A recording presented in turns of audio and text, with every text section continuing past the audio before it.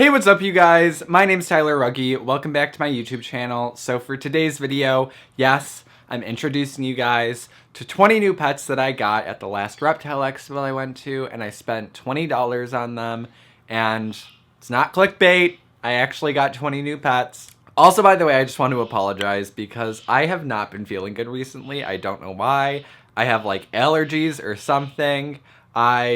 My nose is dripping, my eyes have been all watery, and I've just been like having a bad time. So if I sound like I'm dying, it's because I am.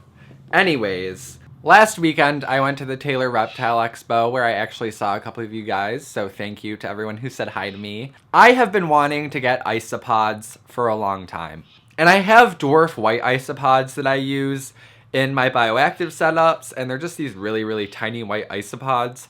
But you can actually get so many different varieties of isopods. It's an actual thing that I didn't really know about until pretty recently. And it's pretty ridiculous because there are some really cool varieties of isopods you can get. Of course, with a hefty price on top. There were some isopods where you could get a few of them and it was like $100. That's not something that I could justify doing right now, especially because I haven't kept many isopods. So I'm not going to spend hundreds of dollars on them and end up killing them all or something. But I ended up getting these isopods called Dairy Cow Isopods, and let me tell you, I was not disappointed. So before I start getting into all the spiel about Dairy Cow Isopods, I want to show them to you guys. So yeah, I got 20 of them for $20. They come at a really good price. All right, so you guys can see I have one right here on this piece of wood. It keeps traveling around. But that is basically what a Dairy Cow Isopod looks like. It's like this really cool white isopod, and they have black spots on them, which kind of makes them resemble a dairy cow. Obviously, they're not twins. This doesn't look exactly like a dairy cow, but you get the point. It kinda resembles a dairy cow because it's white with black spots. So give me a frickin' break, okay? Let me have fun with this. I have 20 pet dairy cows. So I'm just gonna grab one and try to show it to you guys. It basically just looks like a white roly-poly with black spots. I'm not gonna lie to you guys. That's pretty much what it is. And I got 20 of them. They're really cool, okay? Fight me on this if you disagree. I love them. Their scientific name is Porcellio laevis, if I'm pronouncing it right. I'll put it right here so you can spell it out yourself and you can try. I'm really bad with scientific names. I feel like that's a pretty straightforward one. Dairy Cow Isopods are awesome because they're really cute. And not only that, but they're really simple to take care of. There are some isopod species that are more difficult to take care of than others, but these guys are very forgiving with husbandry. They're not picky with eating. They're just really good for someone who hasn't kept isopods before, hence here I am. I keep mine in a little tub like this, and the reason for that is because it obviously, you know, it's just a small container for these small little bugs. It holds humidity really well, and all I have in here is like an organic soil mixture with some coconut fiber. I sprinkled a little bit of cypress mulch in there. And then there's also, I pulled this out before, but I also have these pieces of wood that are like really old decaying pieces of wood. I bought a big bag of them at the expo. And then I also sprinkled some leaf litter in there. They will actually eat the leaf litter and the wood that you put in there, but it's also good to feed them some other stuff too. So you can pretty much throw whatever you want in there. Some people like to give them just fish food, or you can put in some vegetables in there for them. Really, it's up to you. They'll eat anything. They're bugs. But I usually put in some fish food. I might put in like a couple pieces of lettuce or something in there for them to chew on. But they're really easy to keep. You just want to mist them frequently too, so that the dirt and the wood and the leaves and everything stays moist in there. You don't want it to be like soaking wet, but you want it to just be like pretty moist. You know, that wonderful word everyone loves. You just want it to be like kind of moist in there, like a humid environment. Like you want it to resemble when you lift up a rock and it's like wet dirt underneath there, because that's where you find them in the wild, is like under logs and under rocks. So you want this to replicate that sort of environment.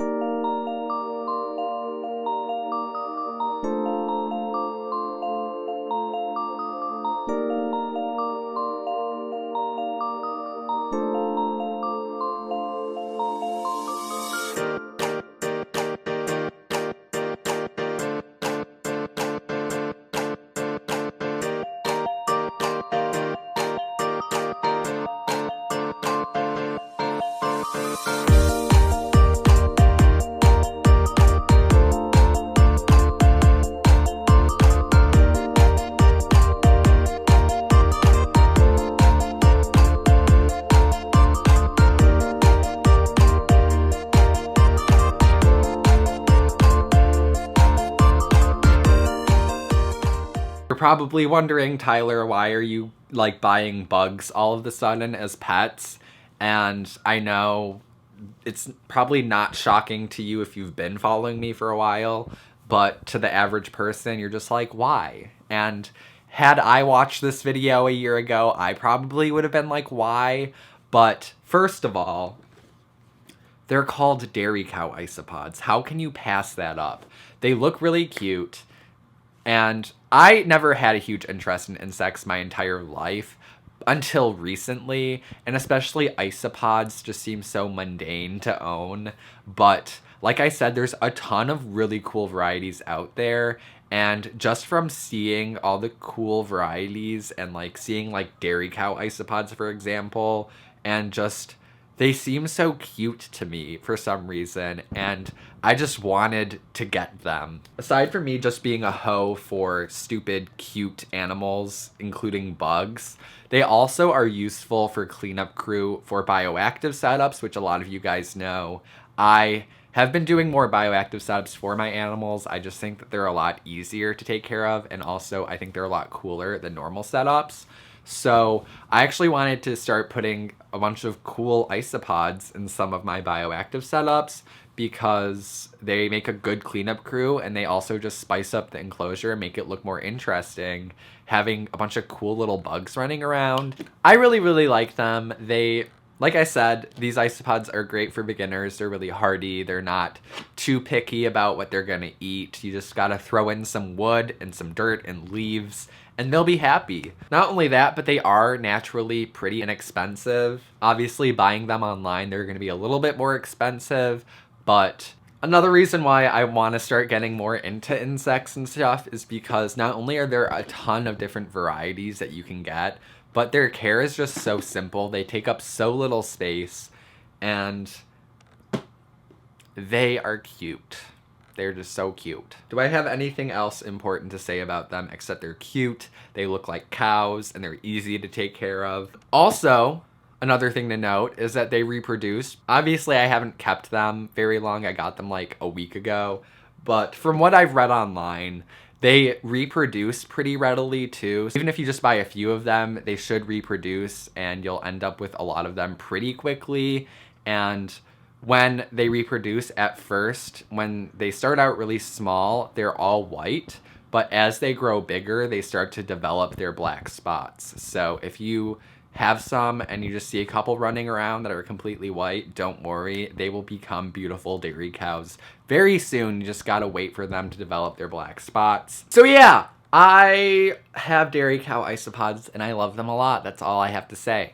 So I hope you guys enjoyed this video of me introducing my brand new 20 little babies, my little children, my colony of kids, my cows. If you guys enjoyed meeting my new pet tub, give this video a big thumbs up. Subscribe to my channel if you're new here, and if you're new here, don't worry, I have like animals that are more exciting to the average person, so check out some of my other videos if you watch this and were just questioning my sanity the entire time. I have other things. Maybe ignore the tarantula and scorpion videos if you didn't like these, because something tells me you wouldn't be interested by, you know, just a random assumption. But yeah, subscribe to my channel regardless. I post videos every week. Follow me on all my social media links. Those will be linked down in the description below. Make sure to follow me on Twitter and Instagram. I gotta go before I die. I'll see you guys in my next video.